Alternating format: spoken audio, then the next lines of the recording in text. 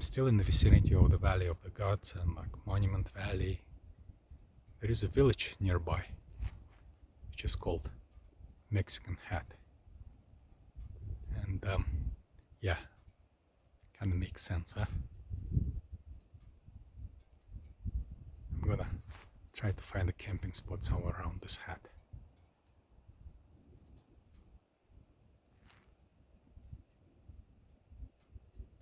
Today's Sunday evening, October 1st. After a whole day of hiking along the Butler Wash Road to the Fishmouth Cave and the petroglyphs, I came down from that Cedar Mesa to virtually the first level. It is really the first level because in between those trees, San Juan River is actually flowing down there. And the reason that I came down here is because it's quite windy up on the mesa and in the mountains. So I decided to come down to the bottom and kind of wait out the wind. And another reason that I came here is because this campsite is also quite unique.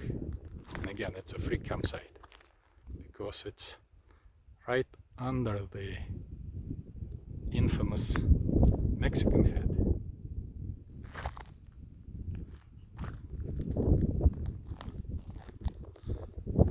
So just gonna show the full panorama view here.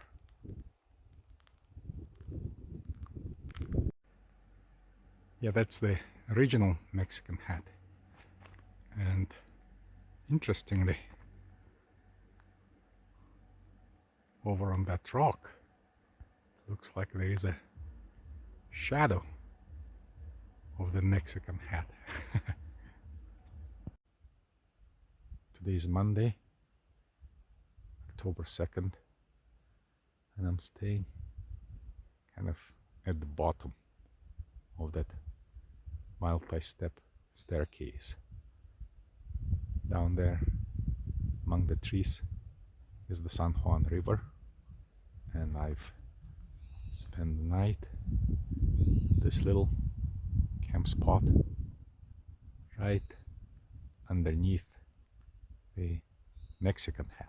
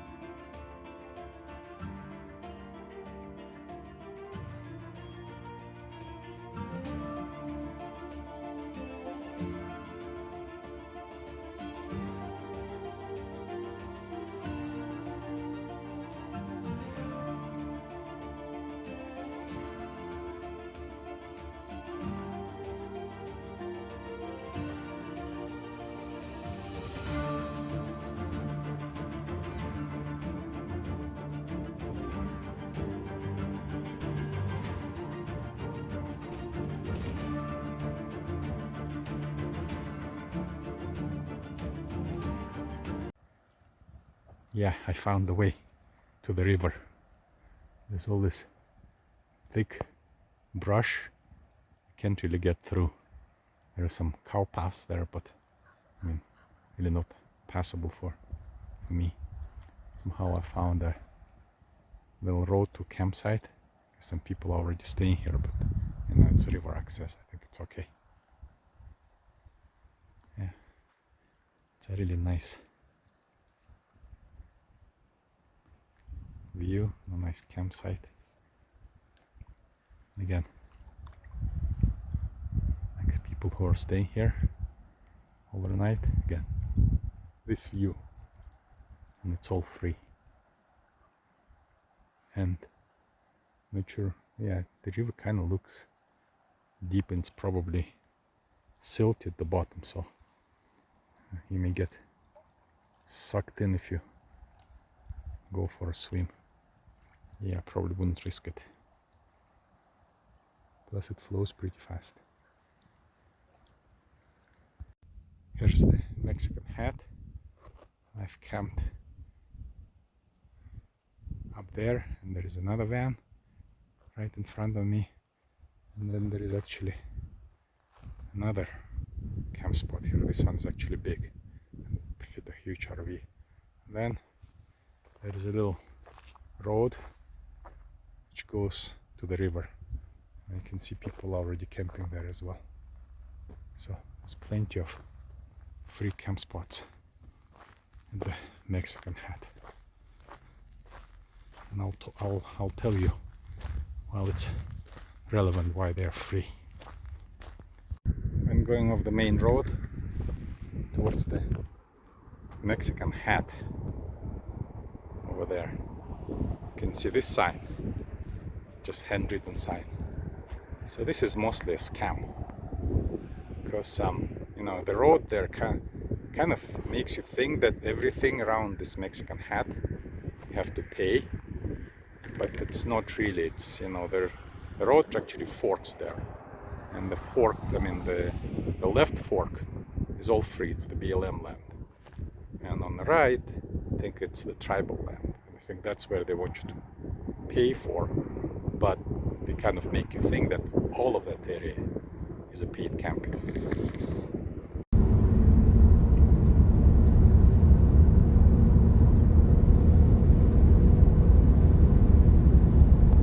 It's still Monday after one night under the Mexican Hat. I moved to the Utah State Park called Goosenecks. By the way, first few nights I stayed on top of that mesa there. But the reason I came here is because there is actually a very good view of the San Juan River. That really goes into all possible directions in this particular area. Trying to catch a moment without too much wind. You can see here that how many crazy turns this river makes. It's the San Juan River. This morning I was actually at the river watching people canoeing and kayaking. The San Juan River in this area does absolutely mind-boggling things. It just changes its direction 1, 2, 3, 4, and possibly 5 times. Yeah, I haven't decided if I'm gonna stay here. I've already paid $10 for camping. But, the entrance is $5, so extra $5. Get myself a camp spot, but just it's not even noon, and really nothing much to do here than just to look at the river, which is, you know, good enough for me, but maybe I've parked there on the rim, so it could have been a really nice spot right on the edge, overlooking, of course, the meandering river and this crazy canyon. But I'm not sure. Maybe I'll stay. Maybe I'll find something more interesting.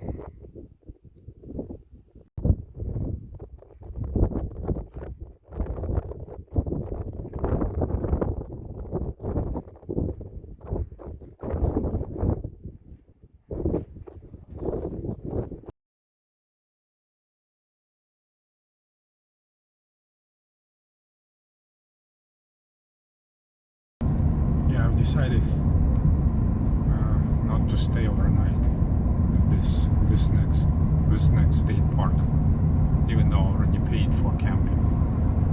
It's only $5 extra, not a big deal. It's really windy there, and yeah, and there isn't much to do except for enjoying the views. But you can't really enjoy the views. I enjoyed the views, yeah, but you can't really stay at the rim for too long because the wind is so strong. Kind of feels like it's going to pick you up and kind of throw you over the edge. I think I'm going to find a better place for tonight.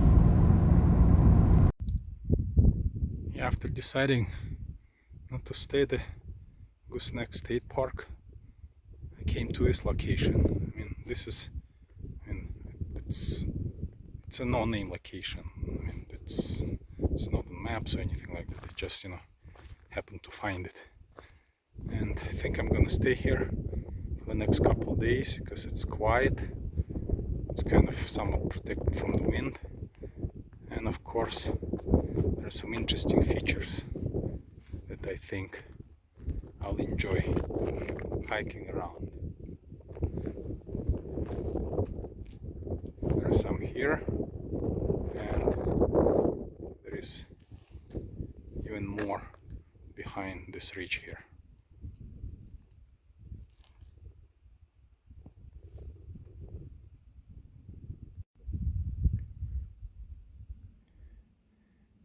I think on Tuesday I'm gonna start heading, Tuesday or Wednesday, I'm gonna start heading towards home. Not exactly home, but you know, kind of south and east. And the reason I need to start following some sort of a schedule is that because on Monday I have a reservation, a camping reservation at a place which is very difficult to get into. So you know, I just happened to find one guest spot which was cancelled, so I grabbed it. So in 1 week I have to make, say, probably like 1,000 miles, mostly south and a little bit east. Yeah, this place is not marked on any maps. I just kind of found it by chance. Coincidence. Such an interesting place. I think I'm just gonna stay here for a couple of nights and like have some working days ahead of me. So I'm actually, I mean, gonna do some work and take some kind of hikes or walks here in the evening. Yeah, this looks weird. Looks like a snowman wearing a Mexican hat. How's it even possible that this rock is staying on top of that rock? Let's look closer at the balancing point. Not much of it. It's not protected, but I still don't want to push it over. Yeah, it feels like I'm in a science fiction movie. Like my spaceship crashed on an alien planet, and I have no idea what's going on around me.